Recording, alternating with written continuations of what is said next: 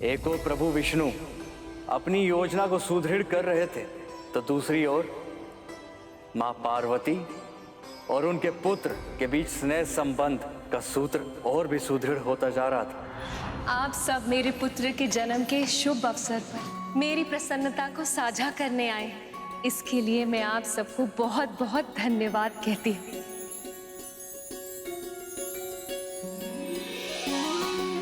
परंतु आप अब ये बताइए कि मेरे पुत्र के लिए कोई उपहार लाए हैं या फिर लाए हैं पुत्र?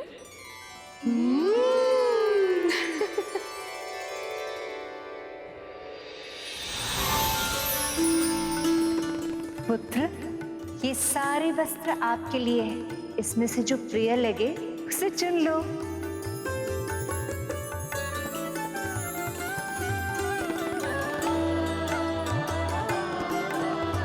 आप सभी माताओं का धन्यवाद, पर मुझे तो मेरी ही माँ के दिए हुए वस्त्र ही सबसे प्रिय लग रहे हैं।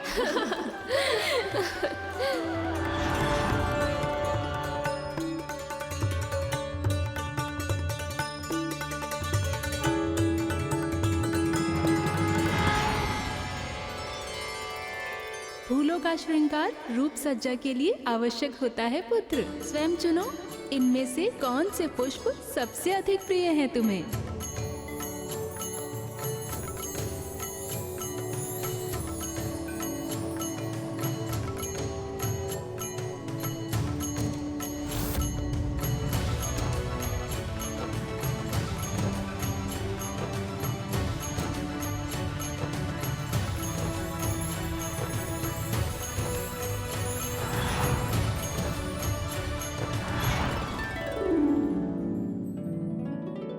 सभी माताओं का धन्यवाद, पर मुझे तो मेरी माँ के दिए हुए लाल फूल ही सबसे प्रिय लग रहे हैं।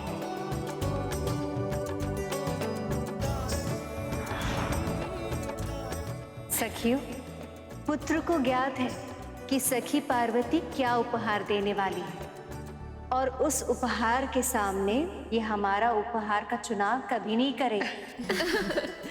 इसलिए क्यों ना हम कुछ ऐसा करें जिससे कि पुत्र को ज्ञात ही ना हो कौन सा उपहार किसका है। उचित विचार है सखी, तभी तो पता चल पाएगा कि सत्य में इन्हें कौन सी वस्तु सबसे अधिक प्रिय है। माँ, इन्हें प्रयास करने दीजिए, विजय तो आपके प्रेम की होगी।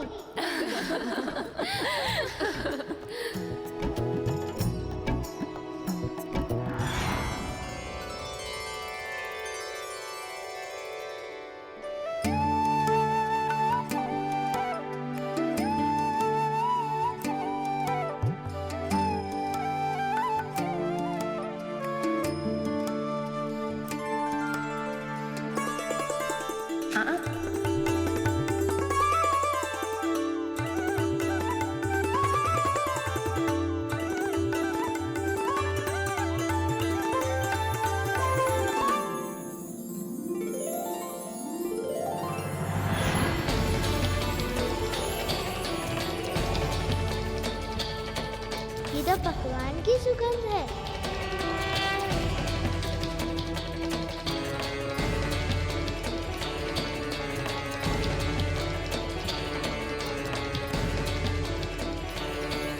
ये सारे पकवान और मिठाई की सुगंध कैसे पहचानूं माँ को?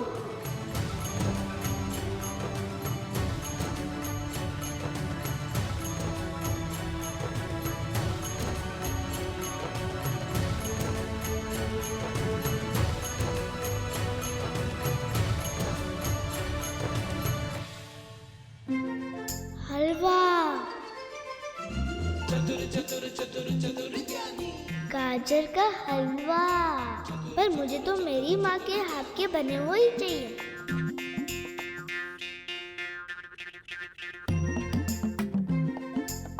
मखाने की खीर, अवश्य माँ लक्ष्मी की होगी, लेकिन माँ कहाँ है? लड्डू।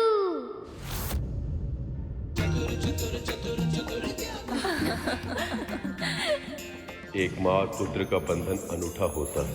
आंखों में पट्टी बांधकर पुत्र गणेश को माँ पार्वती का आभास हो गया, जैसे एक नवजात शिशु अपनी माँ का स्पर्श पाते ही चुप हो जाता है, वैसे ही बाल गणेश के लिए माँ का स्पर्श, उनकी भेंट, उनका आदेश सर्वोपरि था। मान गए पुत्र तुम्हें। तुम्हारी माता के साथ तुम्हारे संबंध सूत्र सच में बहुत प्रगाढ़ हैं। या कहना चाहिए कि तुम अपनी माता के भक्त हो। आप सब जो भी रहे, पर एक सत्य ये भी है कि मुझे बहुत जोर से भूख लगी है, और आप सबने जो उपहार दिए उसे मैं व्यर्थ थोड़ी ना जाने दूंगा। सब कुछ खाऊंगा मैं। बस बस पुत्र, अब तू विश्राम कर ले, थक गया होगा। नहीं माँ, मैं आप सबके साथ समय व्यतीत करना चाहता हूँ।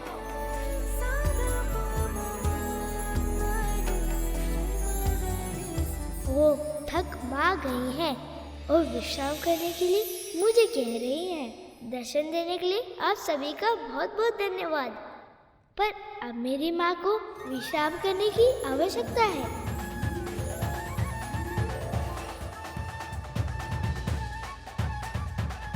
इतनी चिंता करता है मेरी, इतना ध्यान रखता है। ऐसा ही तो पुत्र चाहा था मैंने। मेरी इच्छा पूरी हो गई, परंतु प्रभु को हमारे पुत्र से मिलाने की प्रतीक्षा नहीं की जा रही मुझसे। कैलाश में देवी पार्वती को लग रहा था जैसे इस पुत्र ने जन्म लेते ही उनके सब दुख हर लिए, और उधर पाताल में प्रभु विष्णु गजासुर के सामने महादेव और देवी पार्वती का प्रसंग सुनाकर महादेव को गजासुर के उदर से निकालने का प्रयास कर रहे थे। शिव की पीड़ा असहनीय थी। प्रिया से अनंत बिरहा की वेदना उनके तन के कण कण से क्रोधाग्नि बनकर फूट रही थी। साक्षात मृत्यु नृत्य कर रही थी। मानो ऐसा लग रहा हो जैसे हर बीते क्षण के साथ प्रलय निकट आ रही। महादेव का संताप विनाश का उद्घोष बन चुका था। संसार का संहार होने ही वाला था। उन्हें रोकना आवश्यक था, किंतु किसी को यह आभास तक नहीं था कि इस असंभव कार्य को संभव कैसे बनाया जाए। तब संसार के संचालक विष्णु सामने आए और उन्होंने कुछ ऐसा किया जो अकल्पनीय था। क्या किया विष्णु ने? अपने सुदर्शन चक्र से उन्होंने देवी सती के मृत तन के 52 भाग कर, वो 52 भाग भारतवर्ष के विभिन्न स्थानों पर जाकर गिरे, जिनसे बने 52 शक्ति पीठ। वही शक्ति पीठ जो देवी सती के प्रखर और प्रेम पूर्वक जीवन के ज्वलन स्मृति चिन्ह के रूप में आज भी विद्यमान है। उधर विष्णु के कल्पनातीत कार्य के बाद महादेव ने अपना तांडव तो रोक दी और उससे संसार की रक्षा भी हो गई, किंतु महादेव का हृदय अब भी शोक से व्याकुल था। सती के रूप में अपनी शक्ति, अपनी आत्मा खो दी थी उन्होंने, और उनके बिना अर्धनारीश्वर अधूरे थे। शिवा और शक्ति को तो मैंने भी अलग किया है, तो क्या संकट मेरे ऊपर भी आ सकता है? अब आप विश्राम कीजिए माँ। जिस तरह थोड़ी देर पहले तू भाग रहा था ना ताकि मैं तुझे पकड़ ना पाऊं, ठीक वैसे ही मेरी नींद भी भाग गई है तेरी मनमोहक बातें सुनकर। इसीलिए तू अब मेरी चिंता छोड़ और ये बता क्या करना चाहता है तू? अच्छा, तो झूला झूलना है तुझे? आजा फिर।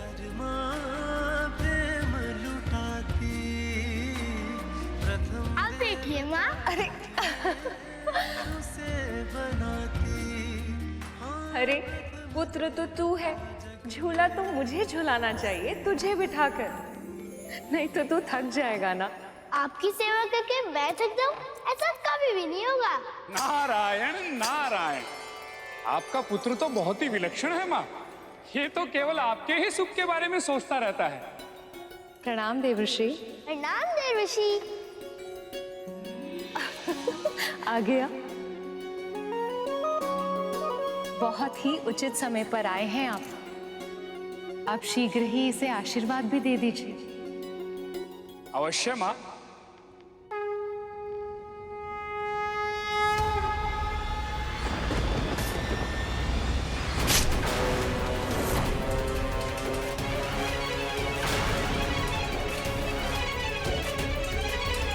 ये क्या आभास हुआ मुझे?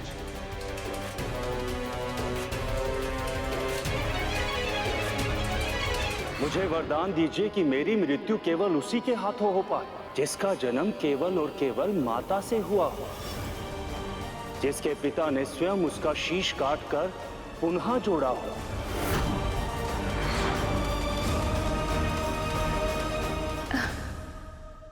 क्या हुआ देवश्री?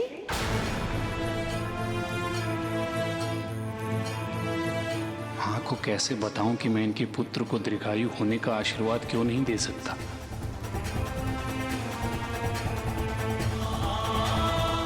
किस सोच में पड़ गए मुनिवर? यही कि माँ, इस बालक का जन्म जितना विशेष है, इसका जीवन भी उतना ही विशेष है। और मुझे पूरा विश्वास है इसकी जीवन यात्रा बहुत ही रोचक और दीर्घ होगी। नारायण नारायण। आप क्षमा कीजिएगा मां, मुझे जाना होगा।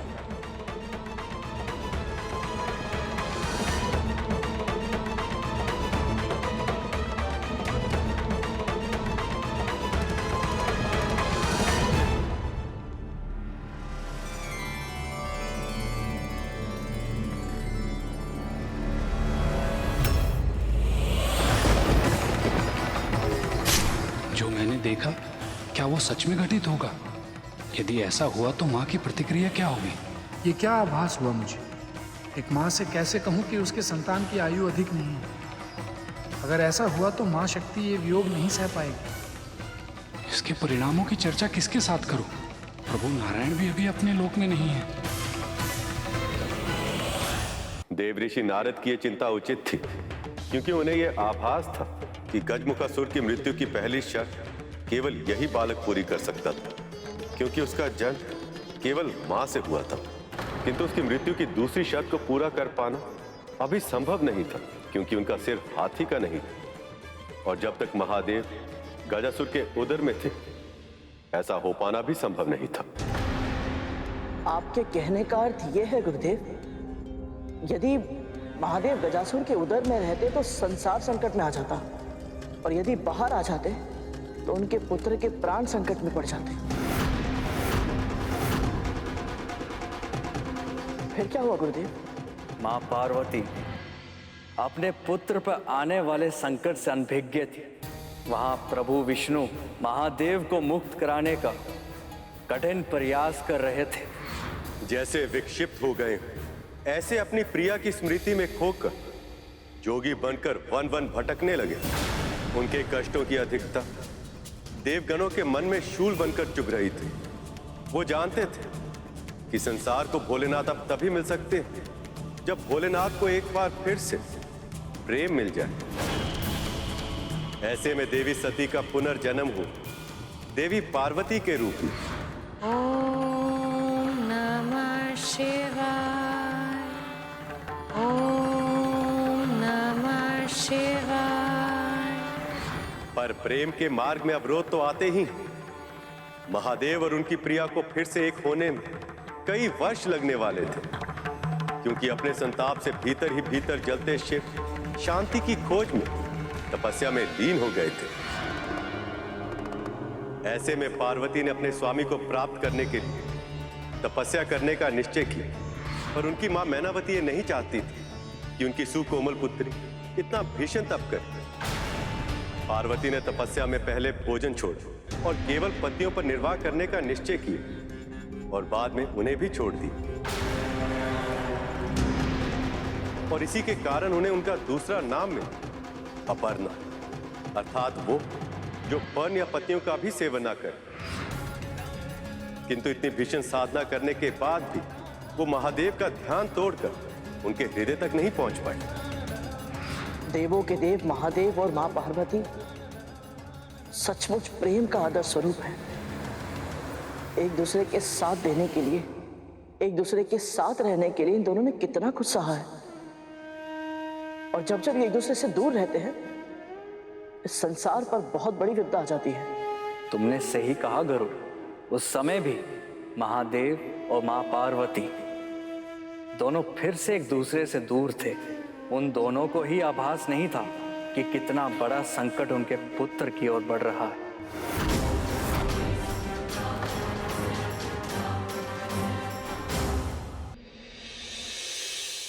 बहुत ही सुंदर रूप पाया है उसने, सलोना सा मुख, नटखट इतना कि पूछे ही मत।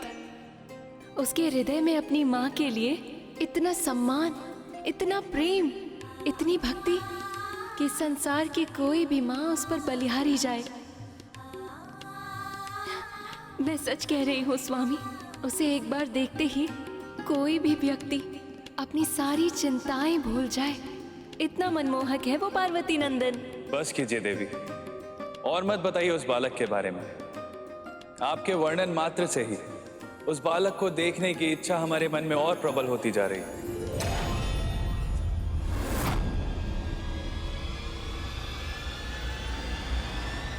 पर देखूंगा तो अनिष्ट हो जाएगा। पर वो तो तब होगा ना स्वामी, जब आप सीधे अपनी दृष्टि उस पर डालेंगे। पर यदि आप किसी वस्तु की ओट से उसे छिपकर देखेंगे, तब तो ऐसा कुछ नहीं होगा।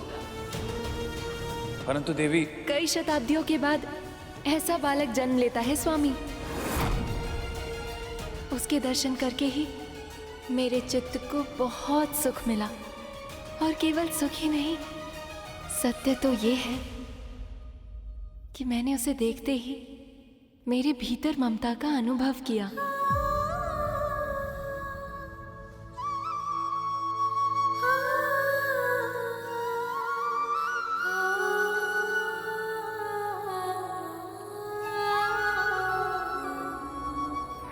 माँ,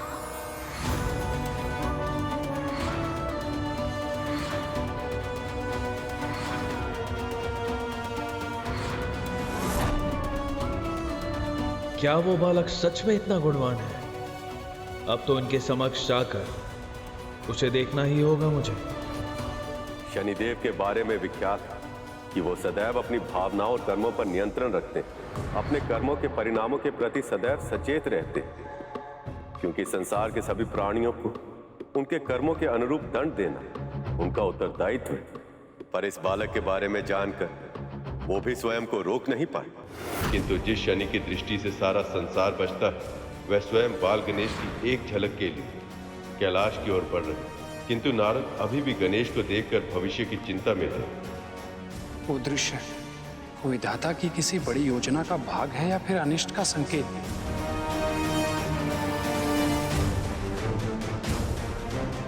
प्रणाम देवऋषि।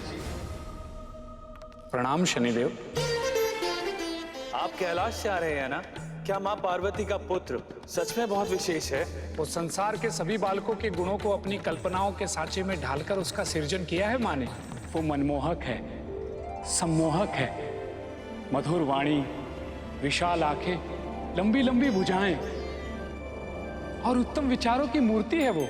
इस पूरी सृष्टि में भला उस बालक से अधिक विशेष और कौन हो सकता है? देवऋषि की बातों ने मेरा संकल्प और भी दृढ़ कर दिया। धन्यवाद महर्षि। नारायण नारायण।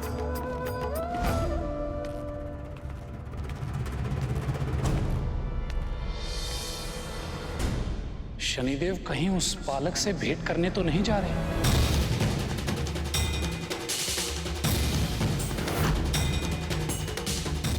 क्या उस बालक पे सच में कोई संकट तो नहीं आने वाला है? और मैंने शनिदेव को उस बालक के बारे में बताकर उचित किया या अनुचित?